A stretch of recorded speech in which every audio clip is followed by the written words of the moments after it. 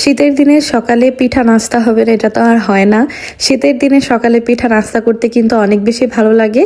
তো গতকাল রাতে মা এখানে পিঠা ভিজিয়েছিল, তো এটা একদম সফট হয়ে গিয়েছে। মানে প্রত্যেকটা পিঠা এত সুন্দর ভিজেছিল আর মিষ্টির পরিমাণটাও একদম পারফেক্ট ছিল। প্রত্যেকটা পিঠা ভেঙে গিয়েছিল, এতটা নরম হয়েছে, আপনারা তো দেখতেই পেয়েছেন। পিঠা বানালে তো সবাইকেই দিতে হবে, তো যারা যারা মানে যাদেরকে গিফট করবে তাদের জন্য মা সুন্দর করে বেড়ে নিচ্ছিল। আর আজকে হচ্ছে আমি রান্না করব, মানে মাকে একটু হেল্প করব। গতকালকে মিমি আপু বিরিয়ানি রান্না করেছিল, আমি তো বিরিয়ানি রান্না করতে পারি না, তো আমি এগুলা পারি। আর 2 দিন ধরেই বাচ্চারা তারপর সবাই মাংস পোলাও এগুলা খেয়ে অনেক বেশি বোরিং হয়ে গিয়েছে, তো আজকে মাংস বা অন্য কিছু রান্না করা হবে না। শাকবাজি এখানে হচ্ছে লাউ শাক ছিল, বড় খালামণি অনেক বেশি পছন্দ করে লাউ শাক, তো আসলে লাউ শাকটা রান্না করার চেষ্টা করে। আর হচ্ছে বড় মাছের মাথা দিয়ে মাছের ডাল রান্না করা হবে। মায়ের হাতের মাছের ডালটা অনেক বেশি পছন্দ করে, সবাই পছন্দ করে, আমারও খুব ভালো লাগে। তো এখানে মা মাছের ডালটা রান্না করবে আর বড় মাছের মাথা এগুলো আগে ভেজে নিচ্ছিল। মাছ যে কোনো তরকারিতেই মা সবসময় মাছ ভেজে নেয়, এতে করে সুন্দর একটা ফ্লেভার আসে, খেতেও ভালো লাগে। এদিকে আমি শাকটা ভাজি করে নিয়েছি, শাকের কালারটা দেখেন কত পরিমাণ সুন্দর হয়েছে, মাশাআল্লাহ খুবই সুন্দর হয়েছিল। শাকের সাথে আমি ডিম বুনাগুলা করেছিলাম, ডিমগুলা অনেক মজা হয়েছিল খেতে। তো এখানে অনেকগুলো ডিম ছিল সবার জন্যই, তো ভালো করে ভেজে এগুলা ভুনা করব। ডিম আলু দিয়ে রান্না করলে আমার কাছে বেশি ভালো লাগে, ভুনাও খারাপ লাগে না, ভালো লাগে। তো মাঝে মধ্যে ডিম ভুনা বা আলু তরকারি রান্না করে থাকি, আমার দুইটা করতেই ভালো লাগে। আর আলহামদুলিল্লাহ আমি দুইটাই খুব পারফেক্টলি করতে পারি। তো এখানে ডিমগুলা ভালো করে ভেজে এরপর ভুনা করব। আর মা এদিকে মাছের ডালটা বসাইতেছিল। আর আমাদের বাসার একটা মজার কাহিনী হচ্ছে, যখনই মেহমান আসবে গরম বা শীতের সময় প্রত্যেকটা বাড়ি না কারেন্ট চলে যাবে, কারেন্ট নিয়ে অনেক ইস্যু হয়। তো এবার শীতের মধ্যেও কারেন্ট চলে গিয়েছিল, মানে মাইকিং করেছিল যে কারেন্ট থাকবে না 8টা থেকে 4টা পর্যন্ত। এর আগে মানে পানি উঠানো হয়েছে, তো ব্লেন্ডার তো এখন বন্ধ, এই কারণে আপা সুন্দর করে পাটায় বেটে দিচ্ছিল। আজকে সাথে ডালের বড়াও থাকবে, এই বড়াটাও কিন্তু মায়ের হাতের অনেক বেশি মজার হয়। তো এখানে আমি ভালো করে পেঁয়াজগুলা ভেজে নিচ্ছিলাম, যেহেতু ডিপ ফ্রিজে ছিল একদম বরফ হয়ে গিয়েছিল আর এখানে পানিও উঠে গিয়েছে।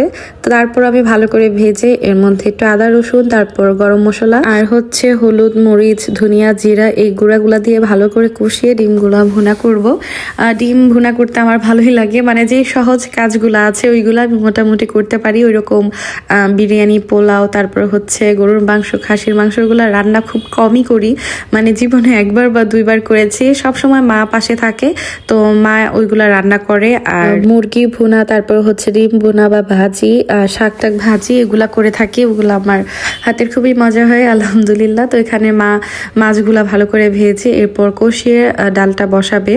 আর মার হাতের মাছের ডাল বললাম না, সবাই অনেক বেশি পছন্দ করে, আমার কাকিমণিরা তারপর হচ্ছে আমার বাবাও অনেক বেশি পছন্দ করে। তো এখানে অনেকগুলো মাছের ডাল বসায় দিয়েছিল, যেহেতু সবাই খাবে আর সবাই অনেক পছন্দও করেছিল। আর এখানে হচ্ছে ডালগুলা বাটা হয়ে গিয়েছে, মরিচ তারপর হচ্ছে ধনিয়া পাতা পেঁয়াজ আদা রসুন পেস্ট হলুদের গুঁড়া এগুলা দিয়ে ভালো করে মেখে ভাজবে। এটা কিন্তু গরম ভাত আর হচ্ছে একদম গরম ভেজে মোচমোচা করে খেতে অনেক বেশি মজা। তো এটা অনেকেই খায়, ডালের বড়া অনেক রকম করে খায়, আমাদের বাসায় খুবই সিম্পল করে করা হয়, বাট অনেক বেশি মজার হয়।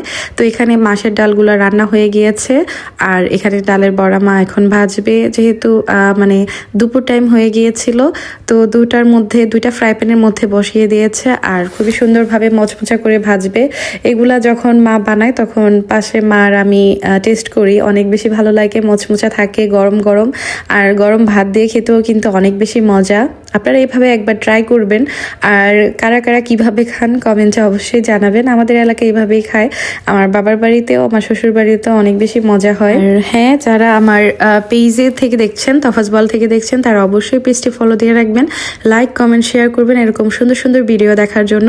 আর ইউটিউব চ্যানেল তফাজ বল থেকে দেখছেন তারা অবশ্যই সাবস্ক্রাইব করবেন, সুন্দর সুন্দর কমেন্ট করবেন, লাইক করবেন, শেয়ার করবেন। তো আমাদের রান্না কিন্তু মোটামুটি কমপ্লিট হয়ে গিয়েছে, ওই দিন আর অত কিছু রান্না করা হয় নাই, মানে 2 দিন সবাই খেয়ে অনেক বেশি টায়ার্ড হয়ে গেছে, তাই একটু বাংলা খাবারের মধ্যেই ছিল, মানে ডাল তারপর হচ্ছে ডালের বড়া শাক তারপরে ডিম ভুনা আর এগুলাই ছিল।